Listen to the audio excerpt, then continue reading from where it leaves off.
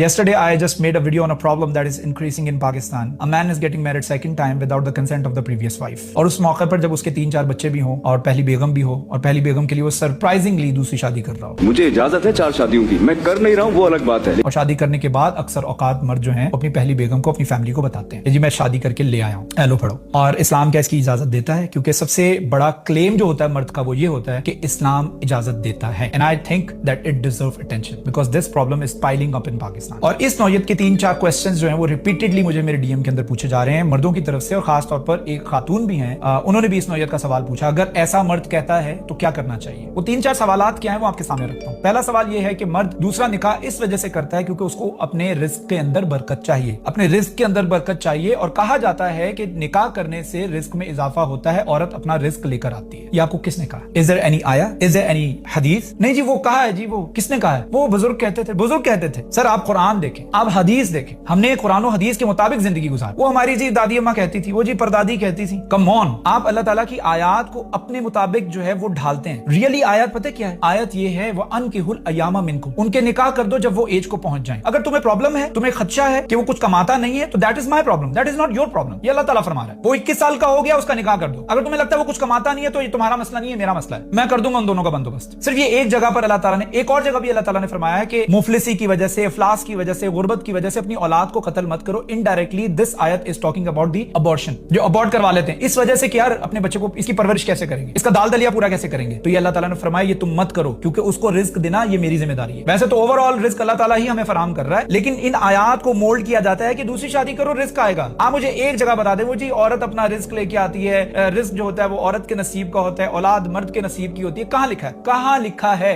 और दूसरा सवाल जो मुझे डीएम में आया है ना, रिपीटेडली आया है, वो ये आया है कि मर्द दूसरी शादी इस वजह से करता है क्योंकि उसको औलाद में बेटा चाहिए। पहली बीवी से 4 बेटियां हैं, माँ बाप फोर्स कर रहे होते हैं दूसरा ब्याह कर, बेटा नहीं पैदा कर पा रही। आपको किसने ये ईमेल किया है फ्रॉम द गैब? अस्तगफिरुल्लाह अज़ीम। आपको कोई कंफर्मेशन मिली है ऊपर से क्या दूसरी शादी करेंगे तो आपको कंफर्म पहली औलाद बेटा होगा? What world you are living in? और आपको किसने धोखे में रखा हुआ है? हो सकता है पहली बीवी के साथ अगली औलाद बेटा हो जाए, 4 बेटियों के बाद बेटा हो जाए। तीसरा और बड़ा कॉमन सवाल जो मुझे पूछा जा रहा है ना, मुंह मारने से तो बेहतर है ना निकाह कराते हैं, बाहर कहीं मुंह तो नहीं मारा ना, एक लेजिटिमेट बीवी लेके आया हूं, शी इज माय वाइफ, निकाह किया है, खुदा ना खास्ता कोई जिना तो नहीं किया ना। जो पहली आपकी लेजिटिमेट वाइफ है उससे आप बेसिकली अक चुके हैं, you are fed up of her and this is the only reason you are getting married second time. You basically want a change, that's it, I am telling you the truth. और ये change चाहने के लिए आप Healy और बहाने ढूंढते हैं और इस्लाम का इस्तेमाल करके उसको एज ए शील्ड इस्तेमाल करते हैं जो मुझे सुन्नत इजाजत देती है। सुन्नत आपको कहती है कि सबसे पहला अगर निकाह करना है ना, सबसे पहला 24 साल के हो 23 साल के हो, सबसे पहला निकाह करना है तो किसी बेवा से जाके करो। करो हाँ, सुन्नत पूरी